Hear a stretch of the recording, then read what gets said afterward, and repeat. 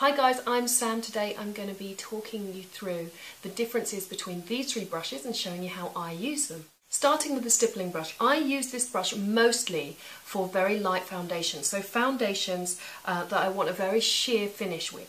Things like BB creams and tinted moisturisers are utterly brilliant for this. This brush will give you a really nice light coverage, and where you need extra coverage you just stipple, which means you push the product onto the skin like that.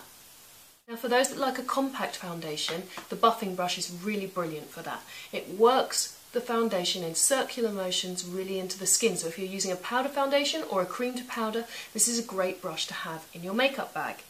The Expert Face brush is going to give you a little bit more coverage, so I tend to use this when I want a flawless finish. I'm going to use it now with a medium coverage foundation. So using my Expert Face brush, I'm just going to start and work this foundation just in circular motions from the centre of the face outwards towards the jaw, where we're just going to blend that in a little. And you can see very little foundation is required to get a really good flawless finish.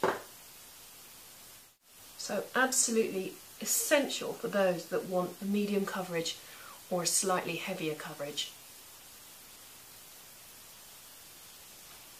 The Real Techniques brushes are also multi-purpose, so I'm now going to use a bronzer and my buffing brush, and I'm going to work that just across the cheekbone. Again, circular motions, and we're buffing that in so we don't get tons of product on, just a little where we need it. And this is a powder bronzer, if you're wondering, but you can also use it with cream. Because we're using that circular motion, the brush will just pick up the high points of the cheekbone. And I'm going to brush a little of this just across the brow bone, just using the edge of the brush.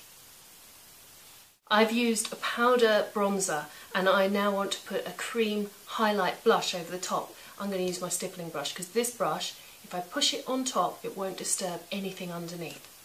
So I'm going to use my highlighter blush here. This is a very shimmery blush.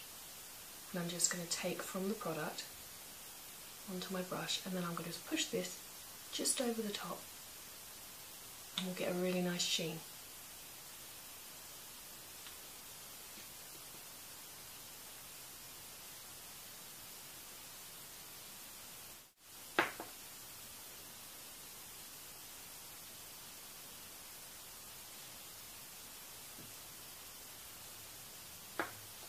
And those are my top tips on using these three brushes together to create a flawless finish. Thanks for watching, and I'll see you next time. Bye bye.